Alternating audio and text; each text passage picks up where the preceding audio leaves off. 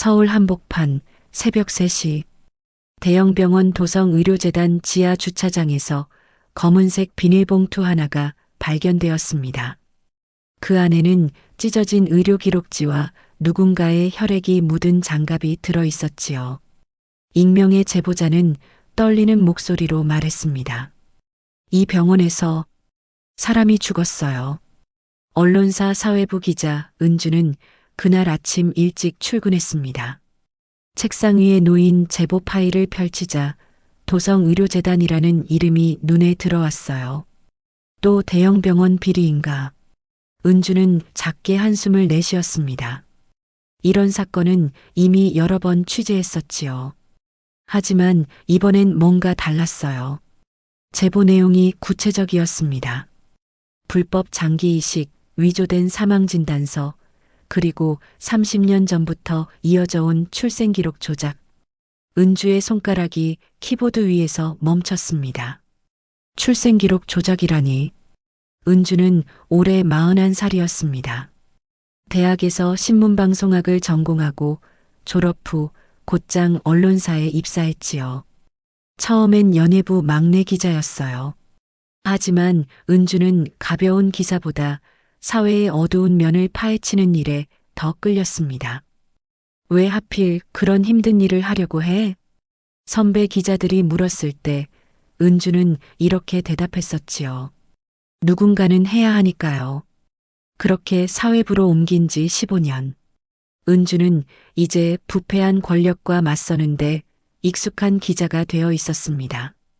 하지만 은주에게도 풀리지 않는 의문이 하나 있었어요. 바로 자신의 과거였습니다. 어머니 연정은 작은 식당을 운영하며 은주를 홀로 키웠지요. 아빠는 어디 계세요? 어린 은주가 물으면 연정은 언제나 같은 대답을 했습니다. 먼 곳에 계셔. 우리 은주 생각하고 계실 거야. 그뿐이었어요. 아버지의 이름도 얼굴도 어디에 있는지도 알려주지 않았습니다. 은주는 자라면서 더 이상 묻지 않게 되었지요.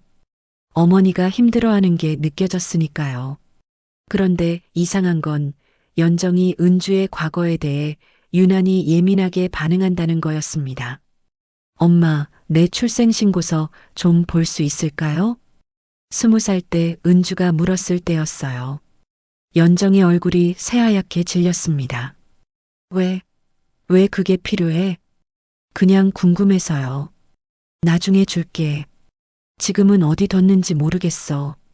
결국 은주는 그 서류를 받지 못했지요. 그 일 이후로도 비슷한 일이 몇 번 더 있었습니다.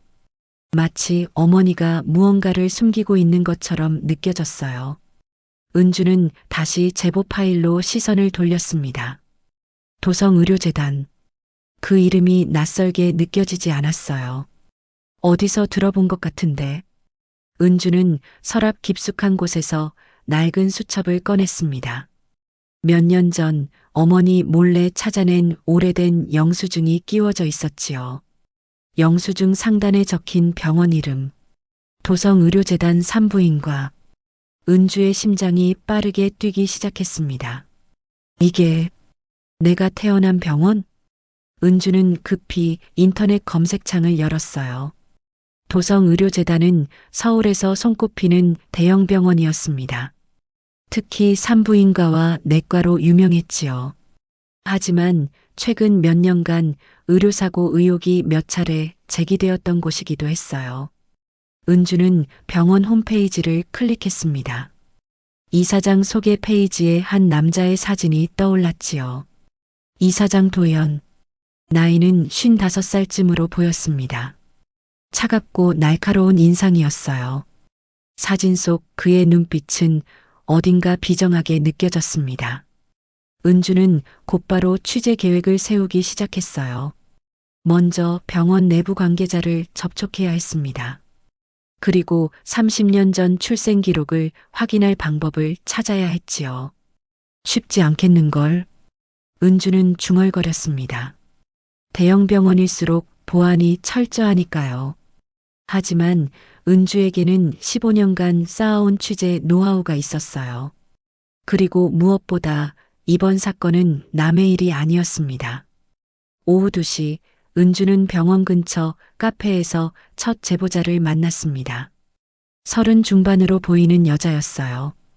그녀는 주변을 살피며 조심스럽게 입을 열었습니다. 저는 이 병원에서 간호사로 일했어요. 과거형이시네요? 은주가 묻자 여자는 고개를 끄덕였지요.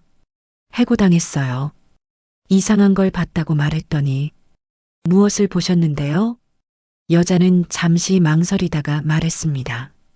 밤늦게 지하 서고에 이사장님이 혼자 내려가시는 걸 봤어요.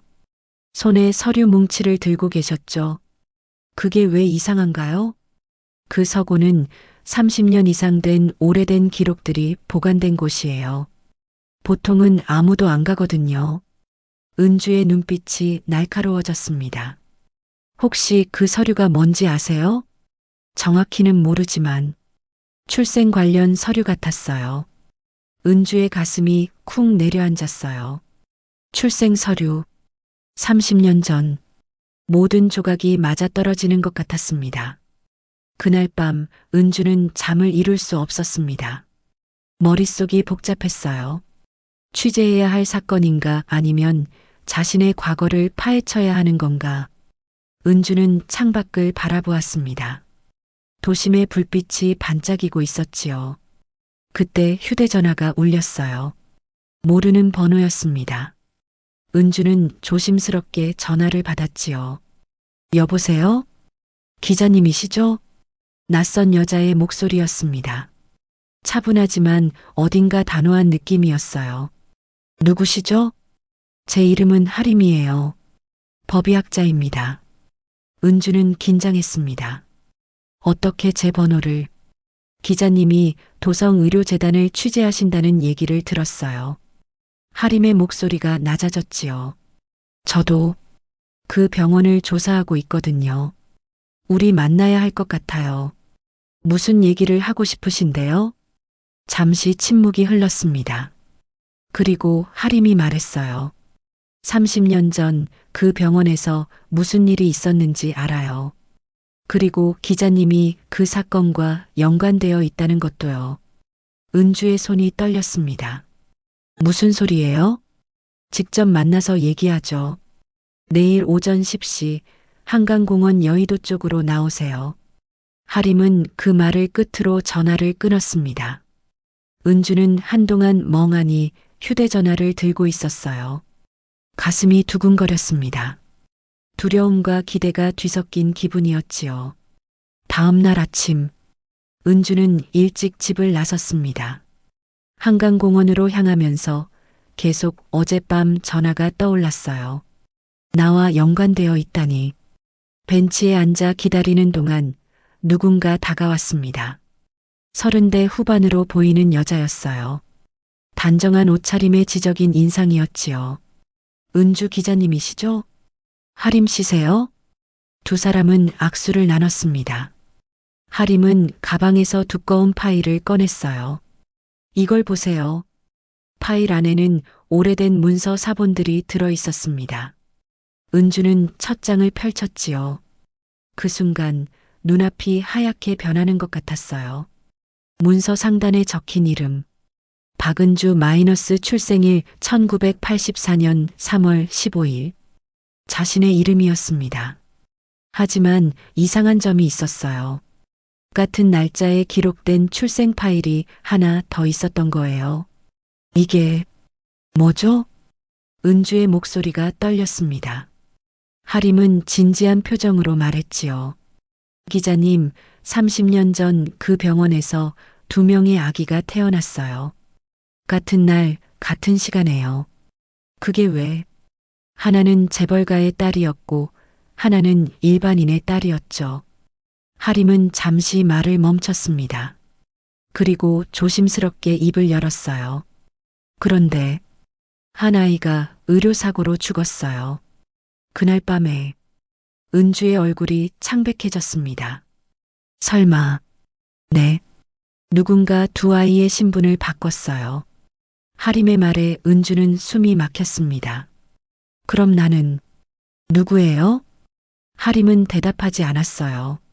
대신 파일의 마지막 장을 펼쳤지요. 거기엔 한 남자의 서명이 선명하게 남아 있었습니다. 담당 의사 도현. 은주의 머릿속이 하얗게 변했어요.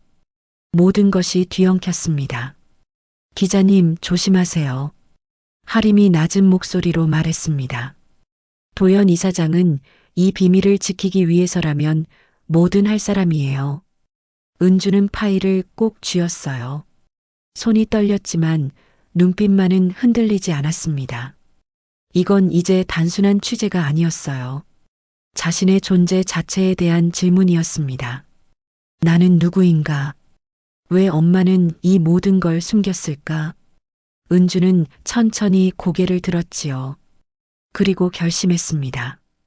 끝까지 진실을 밝히겠다고. 하림과 헤어진 후 은주는 곧장 사무실로 돌아가지 못했습니다. 다리에 힘이 풀려 한강변 벤치에 주저앉았어요. 파일을 펼쳐 다시 한번 자신의 이름을 확인했지요. 박은주. 분명 자신의 이름인데 낯설게 느껴졌습니다. 내가 진짜 엄마 딸이 맞는 걸까? 손끝이 차갑게 식어갔어요. 은주는 휴대전화를 꺼내 어머니에게 전화를 걸었습니다. 신호음이 3번 울린 후 연정이 받았어요. 은주야, 무슨 일이니? 엄마. 은주의 목소리가 떨렸습니다. 나 지금 엄마 좀 봐야겠어요. 갑자기 왜? 무슨 일 있어? 연정의 목소리에 걱정이 묻어났지요. 은주는 잠시 망설이다가 말했어요. 도성의료재단이라는 병원. 아세요? 전화 너머로 숨소리가 멈췄습니다. 엄마. 은주가 다시 불렀지만 연정은 대답하지 않았어요.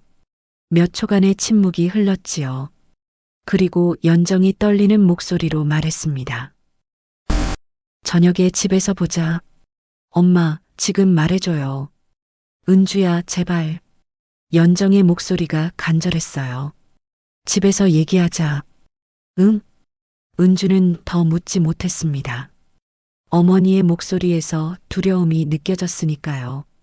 오후 3시, 은주는 도성의료재단 본관 앞에 서 있었습니다. 15층 높이의 하얀 건물이 햇빛을 반사하며 빛나고 있었어요. 여기서 모든 게 시작된 거야. 은주는 천천히 정문으로 걸어갔지요. 로비는 깨끗하고 넓었습니다. 안내 데스크 직원이 밝게 웃으며 물었어요. 어디 오셨어요? 산부인과 기록 열람 신청하러 왔는데요. 직원의 미소가 살짝 굳었습니다. 본인 기록이신가요? 네, 제가 여기서 태어났거든요. 은주는 최대한 자연스럽게 말했어요. 직원은 컴퓨터를 두드리더니 고개를 가로저었지요. 30년 이상 된 기록은 별도 신청이 필요해요. 어떻게 하면 되는데요? 서류를 작성하셔서 제출하시면 일주일 정도 검토 후에 열람 가능 여부를 알려드려요. 일주일. 너무 긴 시간이었습니다. 은주는 애써 침착하게 물었어요. 혹시 더 빨리 볼 수 있는 방법은 없나요? 죄송하지만 규정이에요. 은주는 로비를 나와 건물 뒤편으로 돌아갔습니다. 오래된 건물 한쪽에 제1별관이라는 표지판이 보였어요. 하림이 말했던 지하 서고가 있는 곳이었지요. 은주는 주변을 살피며 별관 쪽으로 다가갔습니다. 그때였어요. 기자님? 뒤에서 누군가 불렀습니다. 은주는 깜짝 놀라 돌아봤어요.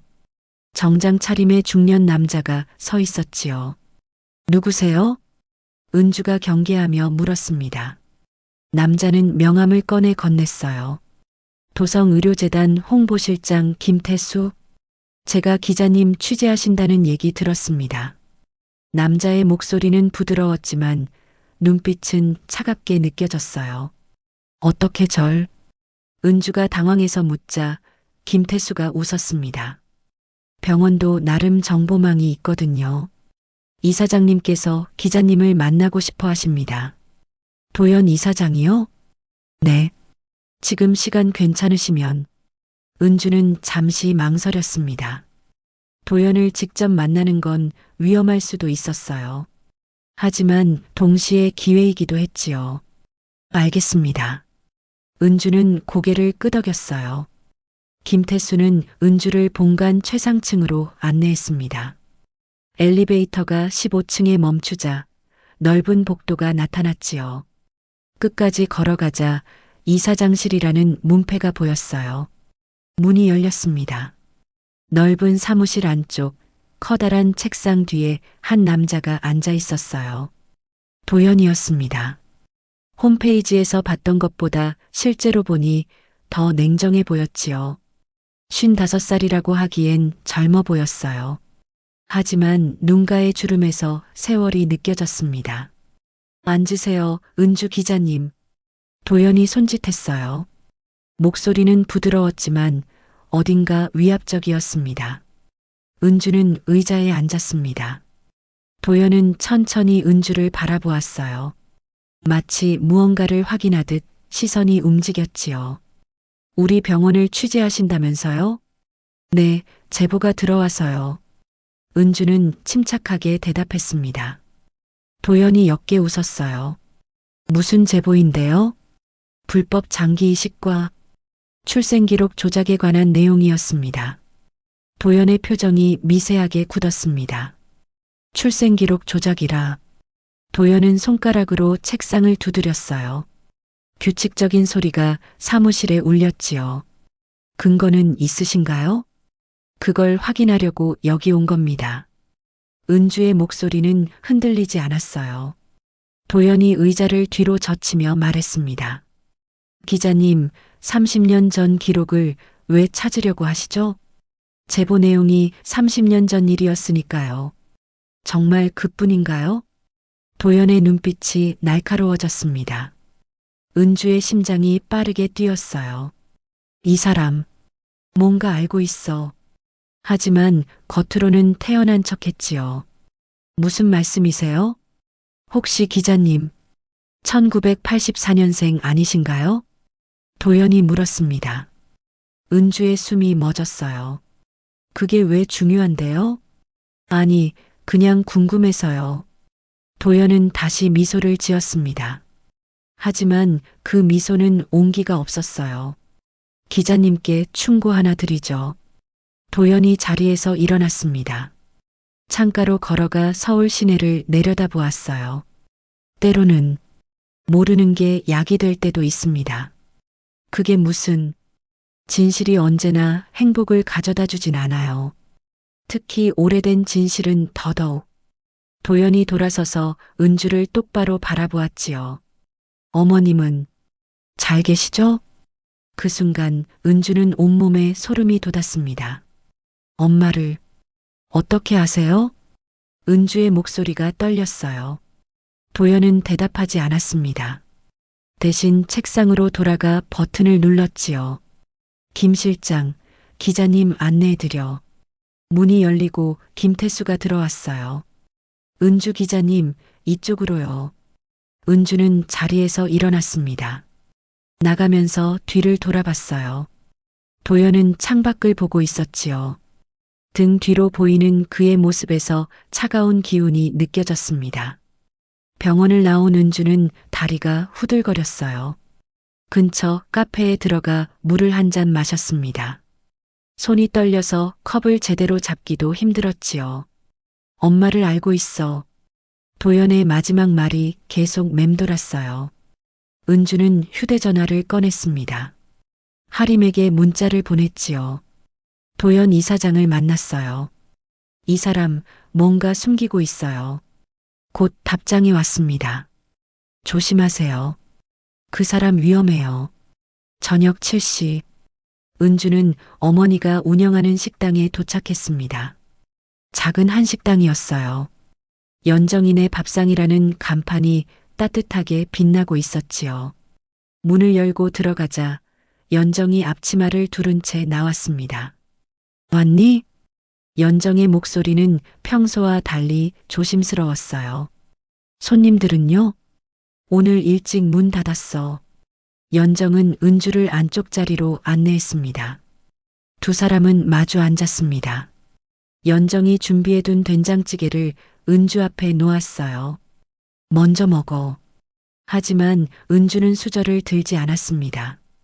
엄마, 물어볼 게 있어요. 연정의 손이 멈췄어요. 뭔데? 나 정말 엄마 딸 맞아요? 그 질문에 연정의 얼굴이 하얗게 변했습니다. 수저가 바닥에 떨어지는 소리가 울렸지요. 은주야. 연정의 목소리가 떨렸어요. 왜 갑자기 그런 얘길? 대답해 주세요.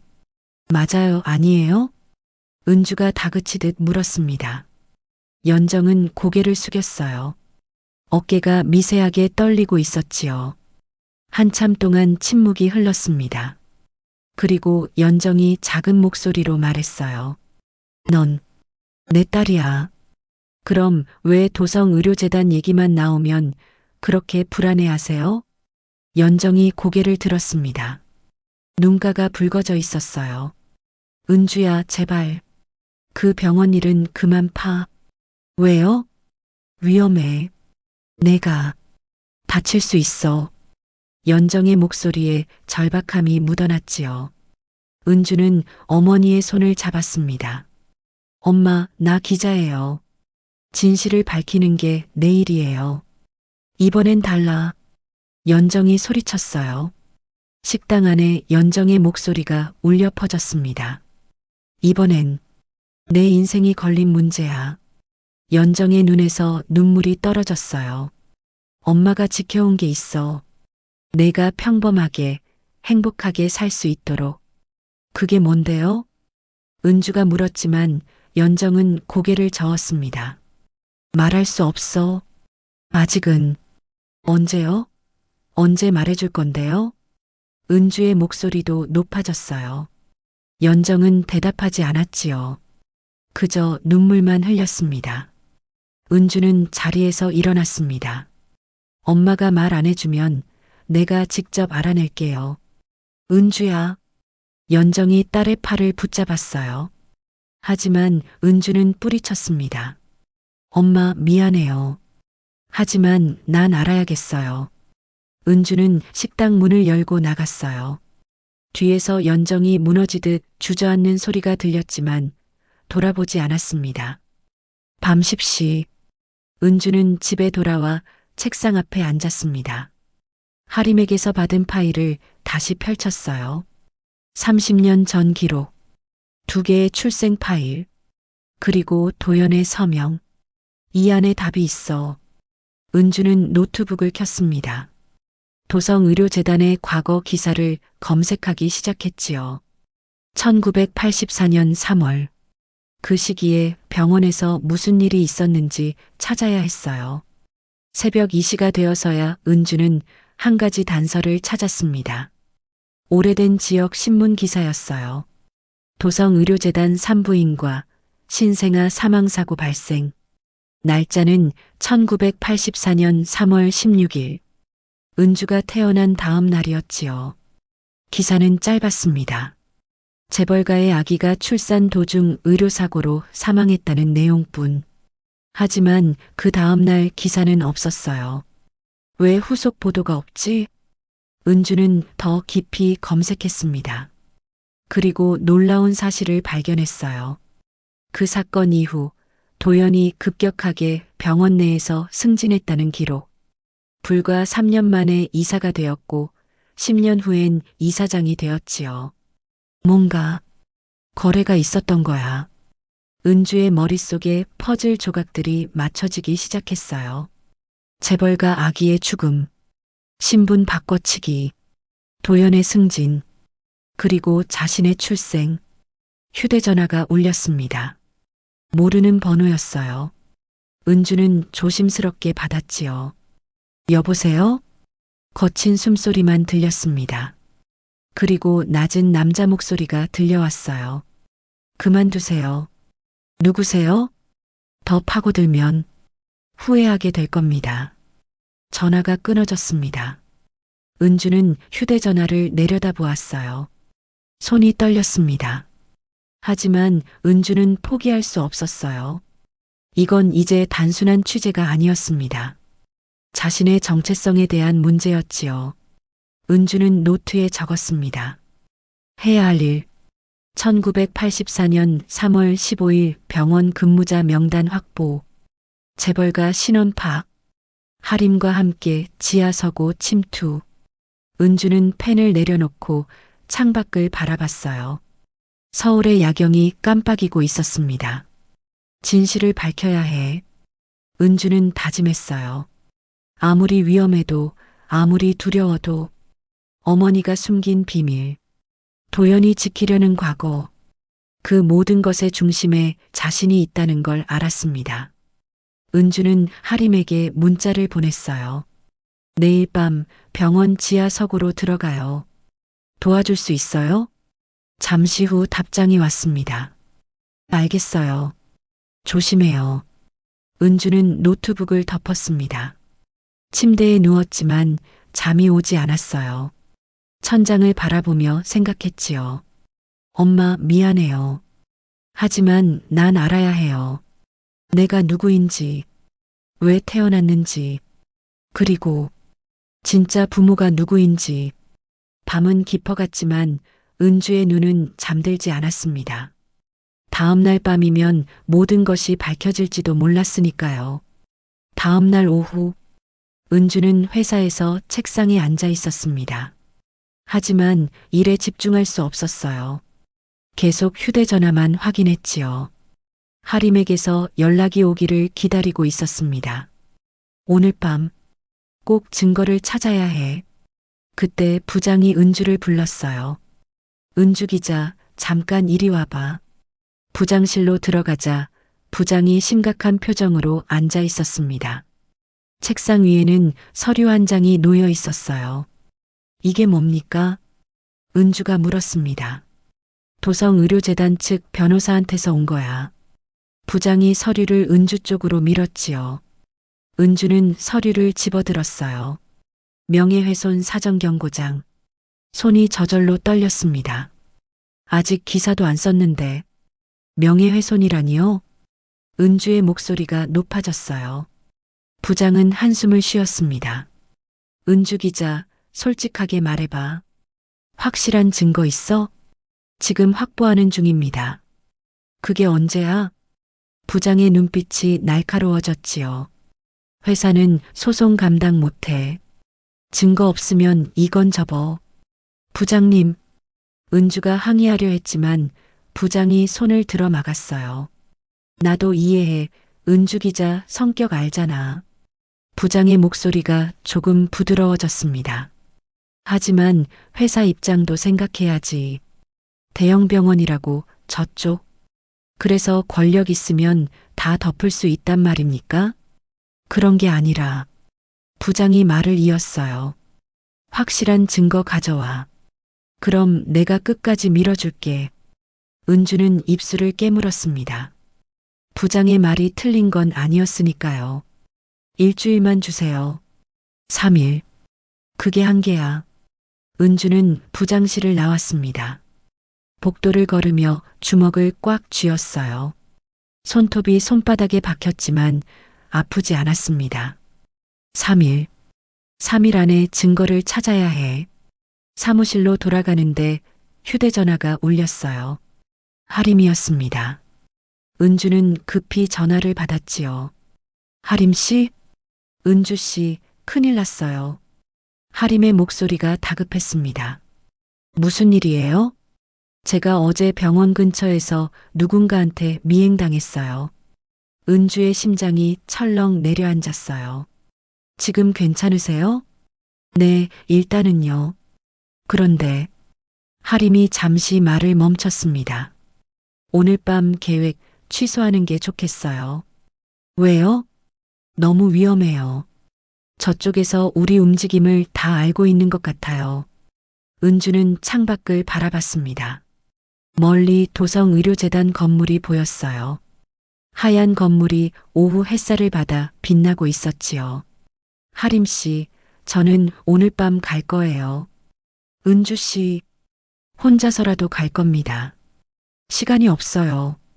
하림이 긴 한숨을 쉬었어요. 알겠어요. 그럼 제가 밖에서 망 볼게요. 고맙습니다. 은주는 전화를 끊고 시계를 봤습니다. 오후 4시, 밤까지 아직 시간이 있었어요. 은주는 집으로 가는 대신 어머니 식당으로 향했습니다. 연정을 만나야 했어요. 마지막으로 한 번만 더 물어보고 싶었지요. 식당 문을 열고 들어가자 연정이 주방에서 나왔습니다. 은주야? 연정의 목소리는 조심스러웠어요. 어젯밤 일 때문에 불편한 기색이 역력했지요. 엄마 얘기 좀 해요. 은주가 말했습니다. 두 사람은 다시 마주 앉았습니다. 연정이 보리차를 따라 은주 앞에 놓았어요. 먹어. 은주는 찻잔을 들었지만 입에 대지 않았습니다. 엄마 마지막으로 한 번만 물을게요. 연정의 손이 떨렸어요. 1984년 3월 15일. 그날 무슨 일이 있었어요? 연정의 얼굴이 하얗게 변했습니다. 찻잔을 든 손이 심하게 떨려서 차가 흘렀지요. 은주야. 연정의 목소리가 떨렸습니다. 왜 꼭 알아야 하니? 엄마가 숨기면 숨길수록 더 궁금해져요. 은주가 조용히 말했어요. 그리고 이건 이제 선택의 문제가 아니에요. 무슨 소리야? 도연 이사장이 우릴 건드리기 시작했어요. 그 말에 연정이 깜짝 놀라 고개를 들었습니다. 눈이 커졌어요. 도연이를 만났어? 연정의 목소리가 갈라졌습니다. 은주는 고개를 끄덕였지요. 어제 병원에서 만났어요. 그 사람, 엄마 알고 있더라고요. 연정의 입술이 파르르 떨렸어요. 숨소리가 거칠어졌습니다. 은주야, 제발. 연정이 딸의 손을 잡았어요. 손이 얼음장처럼 차가웠지요. 이제 그만해. 응? 제발. 엄마, 나 회사에서도 압박받고 있어요. 은주의 목소리도 떨렸습니다. 3일 안에 증거 못 찾으면 이 모든 게 끝나요. 그럼 끝내. 연정이 소리쳤어요. 은주가 깜짝 놀라 어머니를 바라봤습니다. 연정의 눈에서 눈물이 흘러내렸지요. 끝내고 살아, 제발. 엄마가 빌게. 연정은 무릎을 꿇으려 했어요. 은주가 황급히 어머니를 붙잡았습니다. 엄마, 왜 이래요? 은주야. 연정이 흐느끼며 말했어요. 넌 내가 살아있는 것만으로도 기적이야. 무슨 소리예요? 은주의 목소리가 떨렸습니다. 연정은 한참을 울다가 천천히 입을 열었지요. 그날, 넌 죽을 뻔했어. 은주의 숨이 멎었어요. 1984년 3월 15일 밤, 내가 태어난 날, 연정의 목소리가 과거 속으로 빠져들었습니다. 나는 그때 23살이었어. 연정이 눈을 감았어요. 기억을 떠올리는 듯 했지요. 가난한 식당 종업원이었지. 임신한 줄도 모르고 일하다가 갑자기 쓰러졌어. 엄마, 도성의료재단으로 실려갔어. 응급실에서 내가 태어났지. 연정의 눈물이 멈추지 않았습니다. 하지만 넌 숨을 쉬지 않았어. 은주의 눈이 커졌습니다. 뭐라고요? 의사들이 포기했어. 심장이 뛰지 않는다고. 연정의 목소리가 떨렸어요. 나는 미칠 것 같았어. 아기 얼굴도 못 보고 보내야 한다고 하니까. 그런데 그때 도연이가 나타났어. 연정이 고개를 들었습니다. 눈빛이 흔들리고 있었어요. 젊은 의사였지. 30쯤 됐을까? 도연이가 널 살렸어. 연정의 말에 은주는 숨을 참았습니다. 심폐소생술을 계속했어. 5분, 10분. 다른 의사들이 포기하라고 했는데도. 그래서 내가 울었어. 아주 작게. 연정이 미소 지었지만 눈물은 멈추지 않았어요. 그 울음소리. 평생 못 잊어. 은주의 눈에서도 눈물이 흘렀습니다. 하지만 그날 밤 다른 일도 있었어. 연정의 표정이 어두워졌지요. 같은 시간에 다른 아기도 태어났대. 재벌가 아기요? 은주가 물었습니다. 연정이 놀라서 은주를 봤어요. 어떻게? 조사했어요. 그래. 연정이 고개를 끄덕였습니다. 그 아기는 죽었어. 의료사고로. 그래서 신분을 바꾼 거예요? 은주가 다그치듯 물었지요. 연정이 고개를 저었습니다. 아니야. 도연이는 바꾸려고 했어. 뭐라고요? 너를 재벌가 아기로 만들려고 했지. 은주는 믿을 수 없다는 표정으로 어머니를 봤어요. 왜요? 사고를 덮으려고. 재벌가 아기가 살았다고 하면 병원이 책임을 안 져도 되니까. 연정의 목소리가 떨렸습니다. 하지만 나는 거절했어. 엄마가요? 그래. 연정이 눈물을 닦았어요. 도연이가 제안했어. 내가 부자로 살 수 있다고. 좋은 교육받고 좋은 집에서 자랄 수 있다고. 근데 왜 거절했어요? 연정이 은주의 손을 꽉 잡았습니다. 넌 내 딸이야. 내가 낳은 딸이잖아. 연정의 목소리가 간절했어요. 가난해도 힘들어도 엄마 손으로 키우고 싶었어. 은주의 가슴이 뜨거워졌습니다. 눈물이 멈추지 않았어요. 하지만 도연이는 화를 냈어. 연정이 말을 이었습니다. 자기가 살린 아이를 이용할 수 없다고 해서 화가 났대. 그리고 연정의 목소리가 작아졌지요. 협박했어. 이 사실을 누구한테도 말하지 말라고. 그래서 엄마가 계속 숨긴 거예요? 응. 30년 동안 입 다물고 살았어. 연정이 고개를 숙였습니다. 미안해, 은주야. 연정의 어깨가 떨렸어요. 엄마가 더 용기가 있었다면. 아니에요. 은주가 어머니를 껴안았습니다. 엄마가 날 지킨 거예요. 그걸로 충분해요. 두 사람은 한동안 그렇게 안고 울었습니다. 밖에는 해가 지고 있었어요. 노을빛이 식당 안으로 스며들었지요. 한참 후 은주가 몸을 떼며 말했습니다. 엄마, 이제 알았어요. 그럼 그만두는 거지? 연정이 희망 섞인 목소리로 물었어요. 하지만 은주는 고개를 저었습니다. 아니요. 이제 더 해야 해요.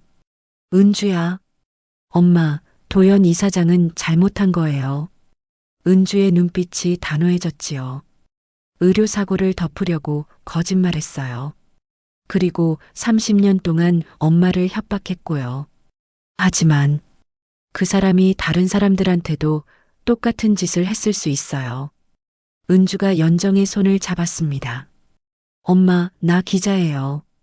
진실을 밝히는 게 내 일이에요. 연정은 딸의 눈을 오래 바라봤어요. 그 눈 속에서 자신과 똑같은 고집을 봤습니다. 넌 정말 내 딸이구나. 연정이 쓸쓸하게 웃었지요. 알았어. 하고 싶은 대로 해. 엄마, 대신 조심해. 도연이는 위험한 사람이야. 연정이 은주의 손을 꼭 쥐었어요. 약속해. 무슨 일 있으면 바로 그만둔다고. 네, 엄마. 은주가 고개를 끄덕였습니다. 하지만 속으로는 다른 생각을 했어요. 미안해요, 엄마.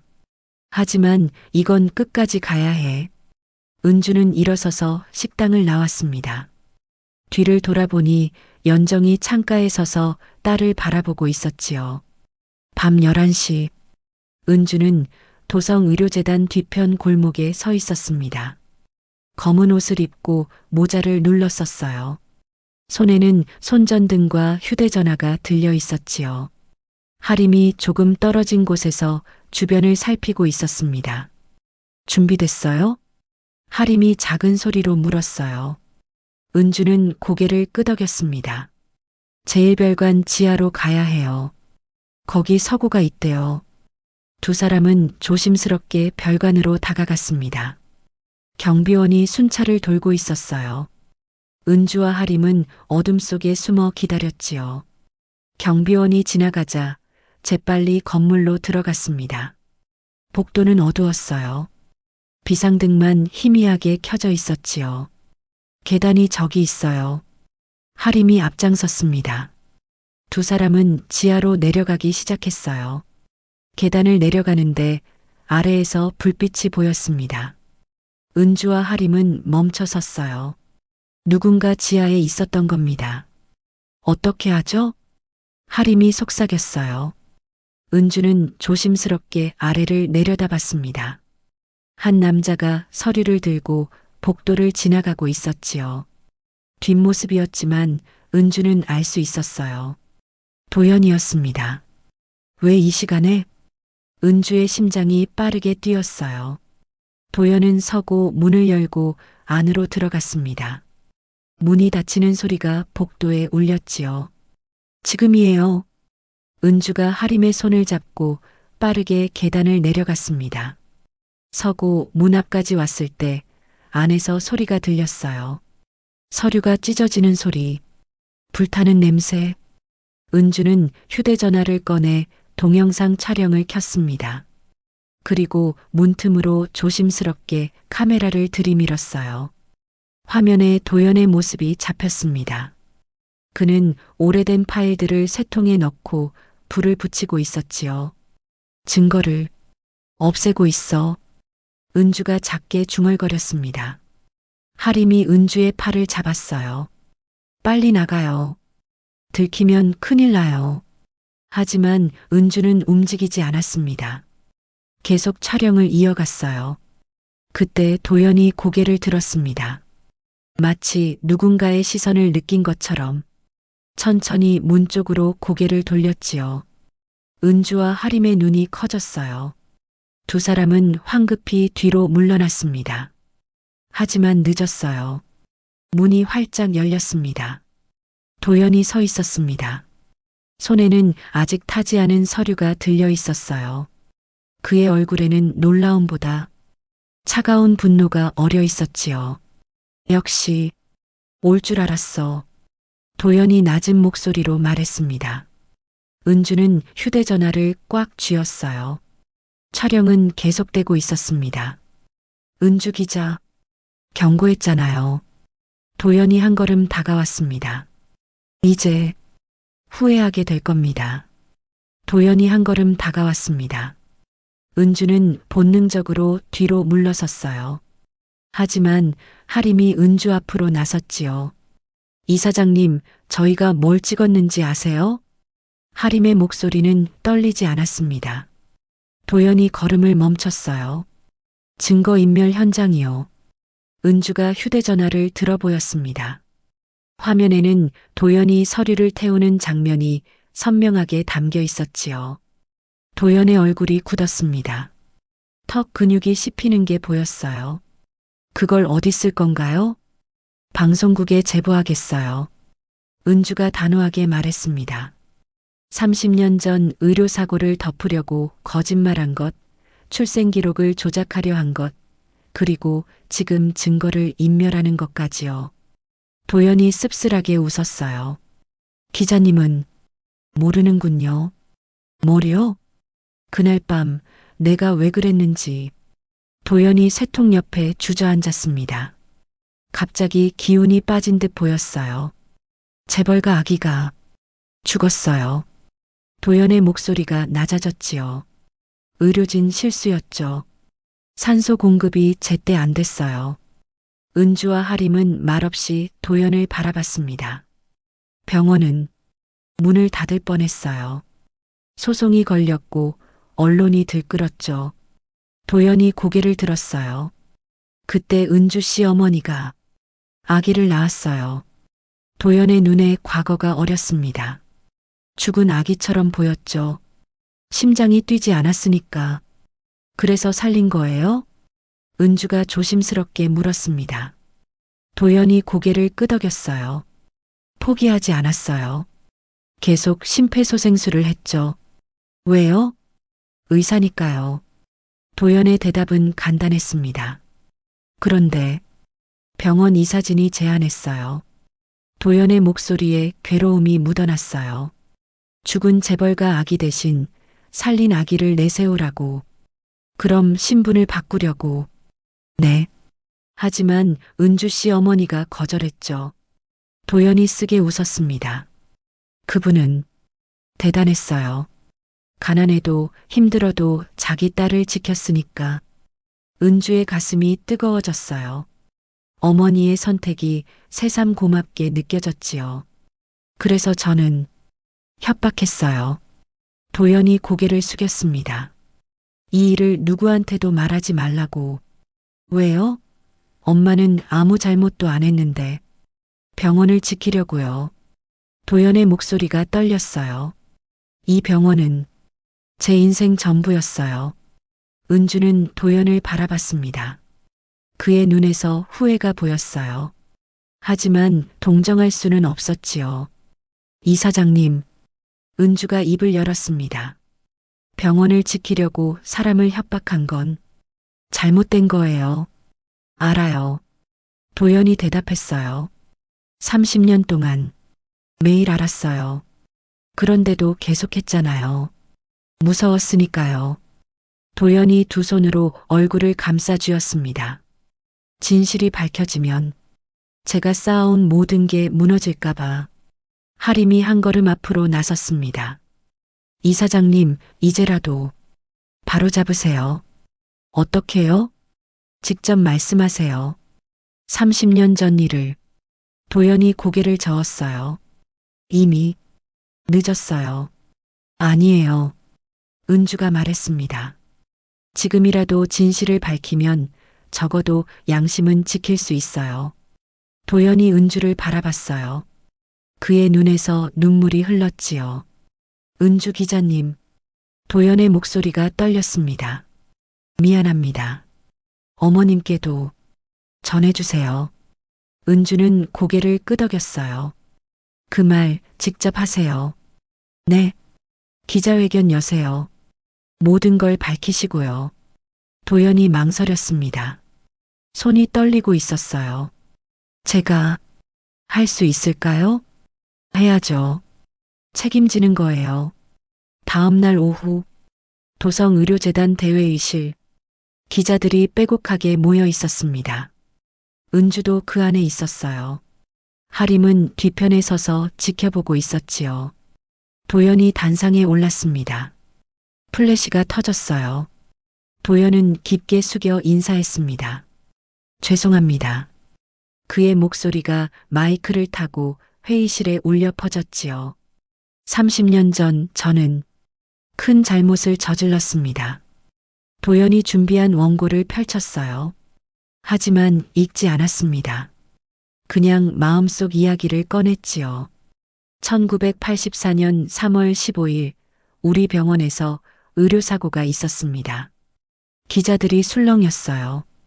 카메라 셔터 소리가 빨라졌습니다. 재벌가 신생아가 제대로 된 처치를 받지 못해 사망했습니다. 도연의 목소리가 떨렸어요. 그리고 저는 이 사실을 숨기려 했습니다. 도연이 고개를 들었습니다. 눈이 붉어져 있었어요. 같은 날 태어난 다른 아기의 신분을 이용하려 했습니다. 누구입니까? 한 기자가 소리쳤어요. 도연이 잠시 망설였습니다. 그리고 은주를 바라봤지요. 은주는 조용히 고개를 끄덕였어요. 괜찮아요. 말씀하세요. 박은주 기자입니다. 도연이 대답했어요. 회의실이 순식간에 소란스러워졌습니다. 기자들이 은주를 쳐다봤어요. 카메라가 은주를 향했지요. 은주는 침착하게 자리에서 일어났습니다. 네, 제가 그 아기였습니다. 은주의 목소리는 떨리지 않았어요.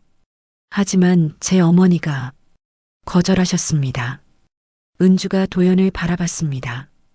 도연 이사장님은 잘못을 저질렀지만 은주가 말을 이었어요. 저를 살려주셨습니다. 포기하지 않고 끝까지. 회의실이 조용해졌습니다. 그 점은 감사합니다. 은주가 도연에게 고개를 숙였지요. 도연의 눈에서 눈물이 흘렀어요. 하지만 30년간 진실을 숨긴 건 잘못입니다. 은주의 목소리가 단호해졌습니다. 그 책임은 반드시 져야 합니다. 기자회견이 끝난 후 은주는 회의실 밖으로 나왔습니다. 복도에 어머니 연정이 서 있었어요. 엄마. 은주가 다가가자 연정이 딸을 꼭 안았습니다. 잘했어, 우리 딸. 연정의 목소리가 떨렸어요. 엄마 자랑스러워. 은주도 어머니를 꼭 안았지요. 두 사람은 한동안 그렇게 서 있었습니다. 며칠 후 은주의 기사가 신문 일면에 실렸습니다. 30년 묵은 진실, 용기 있는 고백. 부장이 은주를 불렀어요. 은주 기자, 잘했어. 감사합니다. 다음 취재는 뭐 할 거야? 은주가 미소 지었습니다. 입양 비리요. 제보가 들어왔거든요. 부장이 고개를 끄덕였어요. 역시 은주 기자답네. 저녁. 은주는 어머니 식당으로 갔습니다. 연정이 따뜻한 밥상을 차려놨어요. 많이 먹어. 네, 엄마. 두 사람은 마주 앉아 저녁을 먹었습니다. 예전처럼 편안한 분위기였어요. 하지만 이젠 달랐습니다. 더 이상 비밀이 없었으니까요. 은주야. 연정이 입을 열었어요. 응? 엄마가 후회하는 거 알아? 연정이 딸을 바라봤습니다. 진작 말했어야 했어. 내가 궁금해할 때. 괜찮아요, 엄마. 은주가 어머니 손을 잡았어요. 엄마는 날 지키려고 한 거잖아요. 그래도 이제 우리 새로 시작하면 돼요. 은주가 환하게 웃었지요. 연정도 따라 웃었습니다. 그날 밤 은주는 창가에 서서 도심을 바라봤습니다. 불빛이 반짝이고 있었어요.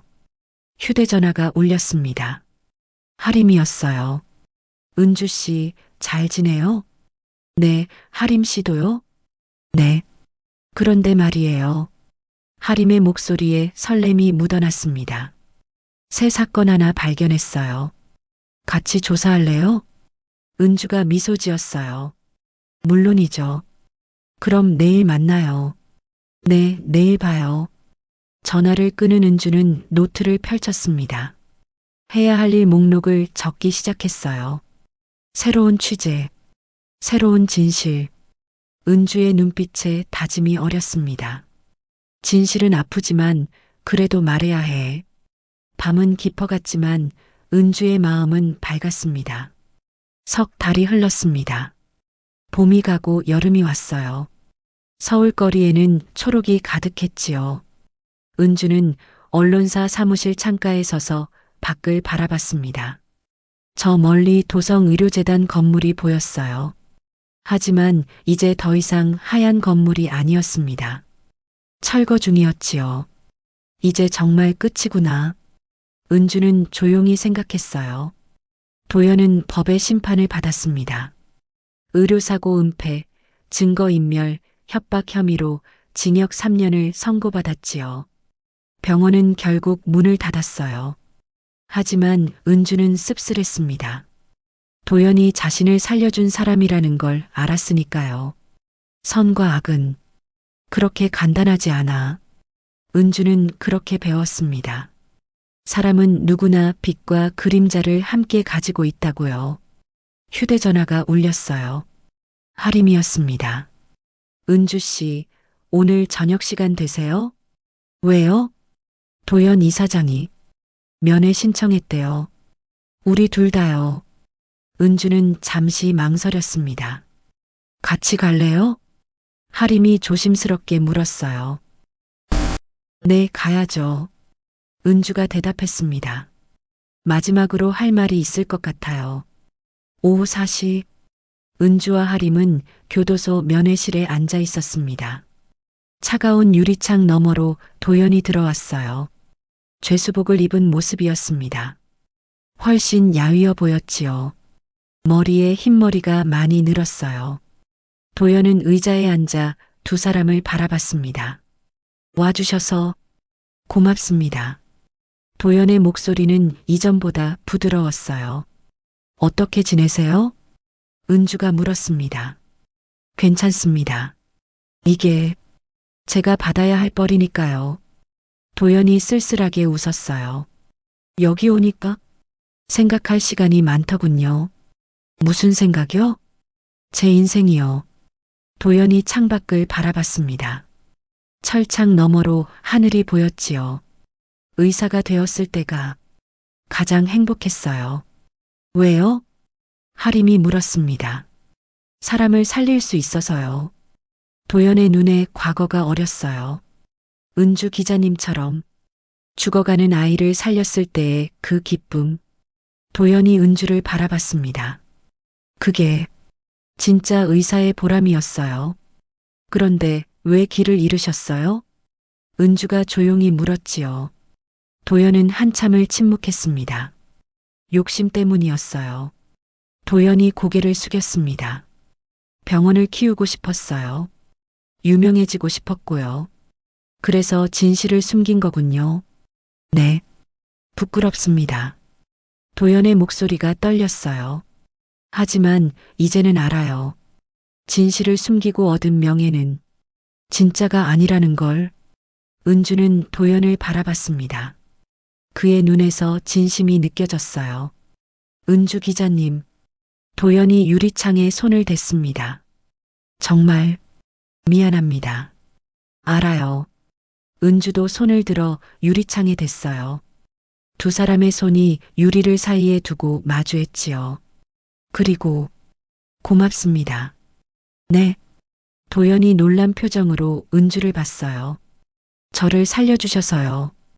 은주가 조용히 말했습니다. 포기하지 않고 끝까지 심폐소생술 해주셔서. 은주의 목소리가 떨렸어요.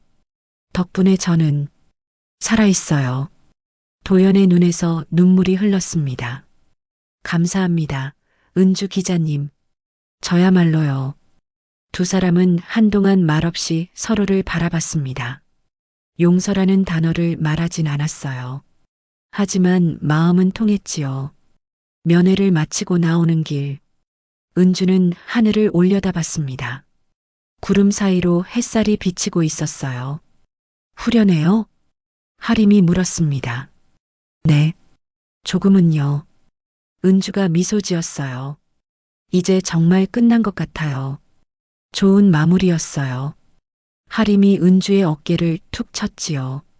두 사람은 나란히 걸었습니다. 저녁 6시, 은주는 어머니 식당으로 향했습니다. 오늘은 특별한 날이었어요. 은주의 기사가 언론상을 받았거든요. 하지만 은주는 시상식에 가지 않았습니다. 대신 어머니와 함께 저녁을 먹기로 했지요. 식당 문을 열자 연정이 환하게 웃으며 맞아줬어요. 우리 딸 상 받았다며? 엄마한테 들었어요? 부장님이 전화했어. 연정이 자랑스러운 표로 딸을 안았습니다. 엄마 정말 자랑스러워. 엄마. 은주도 어머니를 꼭 안았어요. 두 사람은 자리에 앉았습니다. 연정이 정성스럽게 준비한 음식들이 상 위에 가득했지요. 와, 엄마 이게 다 뭐예요? 우리 딸 축하하는 건데 이 정도는 해야지. 연정이 밝게 웃었어요. 밥을 먹으며 은주는 어머니를 바라봤습니다. 연정의 얼굴에는 평화가 있었어요. 오랜 세월 짊어졌던 짐을 내려놓은 듯 했지요. 엄마, 요즘 어때요? 응? 마음이요. 연정이 잠시 생각하더니 대답했습니다. 편해. 정말 오랜만에. 다행이에요. 은주가 어머니 손을 잡았어요. 엄마가 행복해야 나도 행복하거든요. 은주야. 연정이 딸을 바라봤습니다. 엄마가 미안해. 왜요? 내가 어렸을 때 아빠 얘기 안 해줘서. 연정의 목소리가 조용해졌어요. 사실 내 아빠는 좋은 사람이었어. 은주는 어머니를 가만히 바라봤습니다. 이제 들을 준비가 되어 있었지요. 젊었을 때 잠깐 만났어. 하지만 헤어졌지. 연정이 과거를 떠올렸어요. 내가 태어날 거라는 걸 알았을 때 아빠는 이미 멀리 갔어. 왜 연락 안 하셨어요? 엄마가 안 한 거야. 연정이 쓸쓸하게 웃었습니다. 혼자 키우고 싶었어. 내가 엄마 딸이라는 걸 증명하고 싶었거든. 엄마, 그래서 더 힘들게 산 것도 있어. 하지만 후회는 안 해. 연정이 은주의 손을 꼭 쥐었어요. 너 하나만으로도 엄마는 충분히 행복했어. 은주의 눈에서 눈물이 흘렀습니다. 고마워요, 엄마. 뭐가? 날 낳아줘서요. 그리고 지켜줘서요. 연정도 눈물을 닦았어요. 우리 은주, 엄마가 더 고마워. 두 사람은 서로를 꼭 안았습니다. 식당 안에는 따뜻함이 가득했지요. 밖에서는 저녁 노을이 지고 있었어요. 며칠 후, 은주는 새로운 취재를 시작했습니다. 입양 비리에 관한 사건이었어요. 하림과 함께 자료를 조사하고 있었지요. 이번 건도 쉽지 않겠는걸요. 하림이 두꺼운 파일을 넘기며 말했습니다. 괜찮아요. 우리 해낼 수 있어요. 은주가 자신 있게 대답했어요. 지난번에도 그랬잖아요. 하림이 웃었습니다. 은주 씨는 정말 포기를 모르네요. 기자니까요. 은주가 미소 지었어요. 진실은 아프지만 그래도 말해야 하잖아요. 맞아요. 하림이 고개를 끄덕였습니다. 그게 우리 일이죠. 두 사람은 다시 자료를 펼쳤어요. 긴 밤이 시작될 것 같았지요. 하지만 은주는 두렵지 않았습니다. 그날 밤, 은주는 집에 돌아와 일기를 썼습니다. 오랜만에 펜을 들었어요. 오늘로 도연 이사장 사건이 완전히 끝났다. 석 달간 힘들었지만 배운 것도 많았다. 진실은 때로 고통스럽다. 하지만 거짓보다는 자유롭다. 은주는 펜을 잠시 멈췄습니다. 그리고 다시 썼지요. 나는 누구인가 라는 질문으로 시작했다. 그리고 이제 안다. 나는 연정의 딸이고 진실을 찾는 기자이고 살아있는 것 자체로 기적인 사람이다. 은주는 일기장을 덮었어요. 창밖을 바라봤습니다. 서울의 밤은 여전히 밝게 빛나고 있었지요. 수많은 불빛들이 반짝이고 있었어요. 저 불빛 아래 누군가는 또 진실을 숨기고 있겠지. 은주는 생각했습니다. 하지만 괜찮아. 내가 찾아낼 거야. 은주는 노트북을 켰어요. 새로운 기사를 쓰기 시작했습니다. 손가락이 키보드 위에서 빠르게 움직였지요.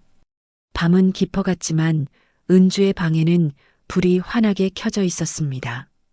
다음 날 아침, 은주는 어머니에게 전화를 걸었어요. 엄마, 나 오늘 저녁 갈게요. 그래. 뭐 먹고 싶어? 엄마가 해주는 된장찌개요. 연정이 웃는 소리가 들렸습니다. 알았어. 푸짐하게 준비할게. 엄마 사랑해요. 엄마도 사랑해, 우리 딸. 전화를 끄는 은주는 미소 지었어요. 언론사로 출근하는 길. 은주는 지나가는 사람들을 바라봤습니다. 각자의 이야기를 품고 살아가는 사람들. 그들 중 누군가는 진실을 숨기고 있을 거예요. 누군가는 진실을 찾고 있겠지요. 나는 그들의 목소리가 되겠어. 은주는 다짐했습니다. 진실을 전하는 사람이 되겠어. 회사에 도착한 은주는 책상에 앉았어요. 새 메모지를 꺼내 적었습니다. 해야 할 일, 입양 비리 제보자 인터뷰, 관련 법률 검토, 하림과 회의, 엄마와 저녁 식사. 은주는 펜을 내려놓고 미소 지었습니다. 일과 삶의 균형. 이제는 그것도 배웠지요. 창밖으로 햇살이 들어왔습니다. 따뜻한 봄날이었어요. 은주는 노트북을 켜고 새 문서를 열었습니다.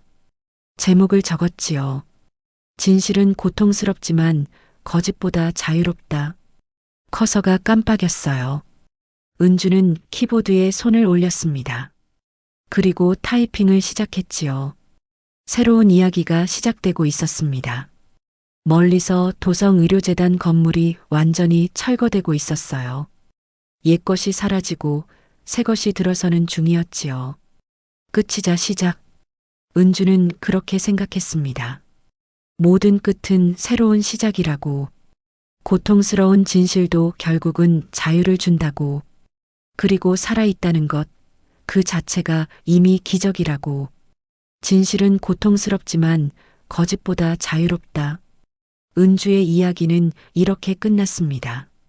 하지만 그녀의 삶은 계속되고 있었어요. 매일 아침 일어나 진실을 찾아 나서는 기자로서, 사랑하는 어머니의 딸로서, 그리고 무엇보다 살아있는 것에 감사하는 사람으로서 은주는 오늘도 걸어갑니다. 밝은 미래를 향해서요.